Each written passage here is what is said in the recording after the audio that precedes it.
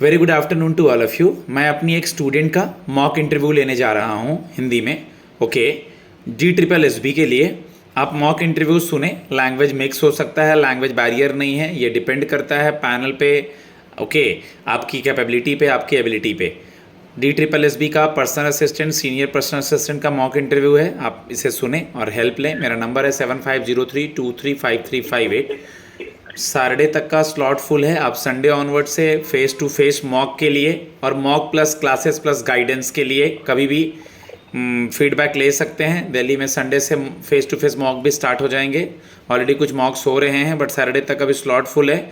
Okay, तो आप मुझसे कांटेक्ट कर सकते हैं। ओके बेटा, start from May I come in sir? May I come in, sir? Yes please come. Good afternoon, sir. या very good afternoon, please have a seat. Thank you, sir. Okay, grab का full form पता है? Grab 4। आप दिल्ली से हैं, अभी grab 4 initiate कर दिया गया है कुछ समय पहले से ही, दोबारा से आज से लगा दिया गया है। सर इसकी फुल फॉर्म तो नहीं पता, लेकिन इसका ये पता है कि लगाया क्यों गया है सर। इसको बेसिकली लगाया गया दिल्ली में पोल्यूशन ग्रैप 4 इसलिए लगाया ताकि गाड़ियाँ जो रोड पे जा रही वो बंद हो, और जो काम चल रहे जैसे इंडस्ट्रियल काम चल रहे हैं उनको रोकने के लिए लगाया गया है ग्रैप 4। गुड। इंडस्ट्रियल काम चल रहे हैं या घर बन रहा है या कोई पाइप लाइन वगैरह या किसी चीज़ के लिए अगर हम लोग वो मतलब कि डिगिंग वगैरह कर रहे हैं तो ओके। राखी, अपने गैप ईयर को एक्सप्लेन करेंगी? थोड़ा समय हो गया आपको ग्रेजुएशन किए हुए, इतना जॉब में इतना टाइम कैसे लग गया? एक बार अपने गैप ईयर को एक्सप्लेन करेंगी? हाँ जी सर। सर मैंने 2016 में मैंने ग्रेजुएशन कर ली थी। उसके बाद सर मैंने स्टेनो के लिए परस्यू किया, स्टेनो कोर्स के बारे में सीखा। 2018 तक मैंने कोर्स के बारे में पूरा पढ़ लिया। एंड देन सर मेरे को मैं स्टडी करने लगी थी। फिर मम्मी की तबीयत थोड़ी डाउन होती चली गई। सर मम्मी की तबीयत डाउन होते चल तो थोड़ी स्टडी नहीं कर पाई मैं। सर उसके बाद देन लॉकडाउन लग गया 2020 में। देन सर मैंने फिर थोड़ा मैंने अपना प्रोग्रेस करे, स्टडी अच्छे से करी। Then sir. ओके, आप मुझे ये बता दो कि फिलहाल ये जो वर्क प्रोफाइल है इस जॉब का, इसमें क्या करना होता है?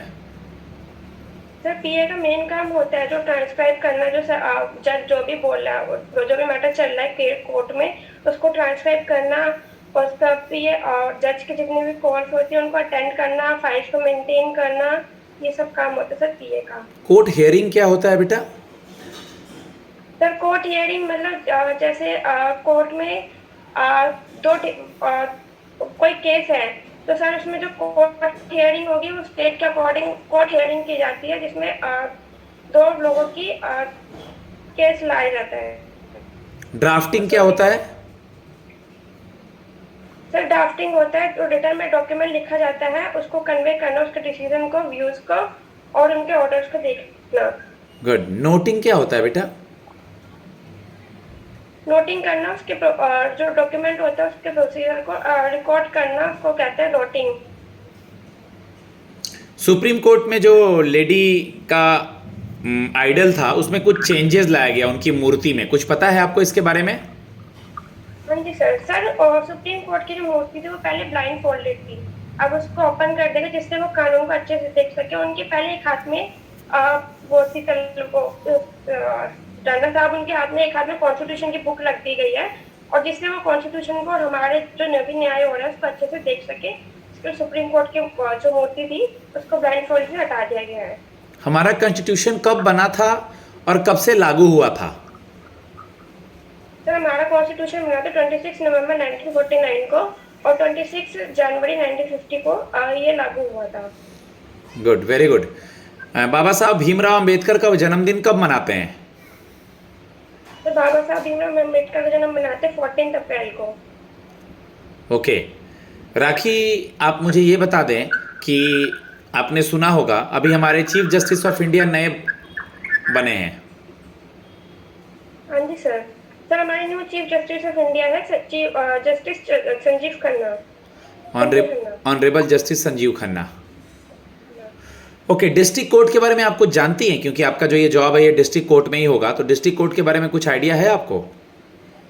सर डिस्ट्रिक्ट कोर्ट बेसिकली जो भी मैटर्स होते हैं, normal matters, family disputes and criminal matters उनको देखता है डिस्ट्रिक्ट कोर्ट, और इसके बारे में आर्टिकल 233 में लिखा गया है डिस्ट्रिक्ट कोर्ट। सिविल कोर्ट और क्रिमिनल कोर्ट में क्या डिफरेंस है?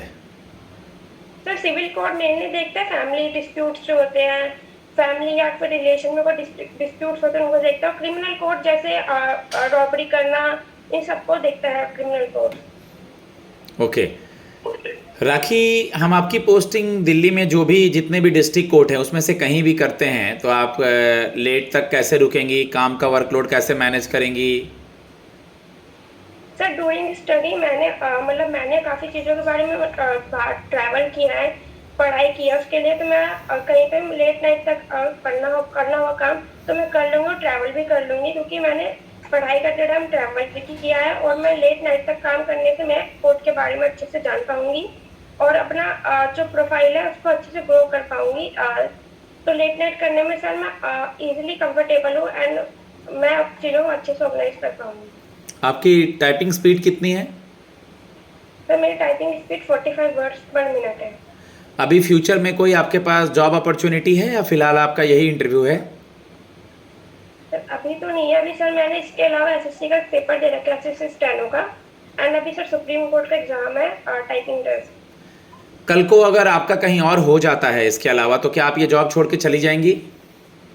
नो सर मेरे पहले जब मैंने जॉब नहीं की, जब मेरी पास फर्स्ट अपॉर्चुनिटी यही आई है सर, तो अगर मेरे को कहीं और अपॉर्चुनिटी मिलती है तो पहले मैं इसी जॉब को प्रेफर करूँगी, क्योंकि सर इसी से मैंने अपनी ग्रोथ की है, इसी से मैंने बाहर जॉब के बारे में जाना है, तो मैं इसी में ही आना प्रेफर करना चाहूँगी।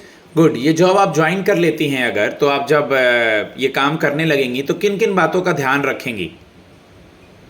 सर मैं इस जॉब में ध्यान दूँगी पंक्चुएशन का, और जो अपना टाइपिंग स्पीड है उसको एक्यूरेसी मेंटेन करना, उन सब चीज़ों को मैं ध्यान रखूँगी। आपका सब्जेक्ट क्या रहा है ग्रेजुएशन का? आर्ट्स? हाँ जी सर, मेरे subjects arts, BA program arts रहा है। पॉलिटी वगैरह पढ़ा है आपने? हाँ जी सर। आर्टिकल 370 क्यों न्यूज़ में रहता है? सर आर्टिकल 370 हमारे जम्मू कश्मीर के बारे में बताता है कि जम्मू कश्मीर पहले एक अलग स्टेट था, फिर आर्टिकल 370 इसको रिपील कर दिया गया और जम्मू कश्मीर को हमारे एक इंडिया में यूनियन टेरिटरी बना दिया गया है। सिटीजनशिप एक्ट के बारे में कुछ आइडिया है? सर सिटीजनशिप अमेंडमेंट एक्ट 1956, उसके अंतर्गत जैसे जो भी बांग्लादेश, पाकिस्तान और वहाँ से आए हुए रिफ्यूजीज है, तो 31 दिसंबर 2014 से पहले जो इंडिया में आके रह रहे हैं उनके बारे में बताता है कि वो उनको परमानेंट सिटीजनशिप अमेंडमेंट एक्ट मिल गया है कि वो इंडिया के ही निवासी सिटीजन पाए जाएंगे। Good, very good. आपकी हॉबी क्या है बेटा? सर मेरी हॉबी है मेन क्राफ्ट करना, वेस्ट मटेरियल से कुछ यूजफुल चीज़ें बनाना। Very good. यहाँ बहुत सारे बच्चे आए हैं लेकिन उसमें से हम आप ही को क्यों लें?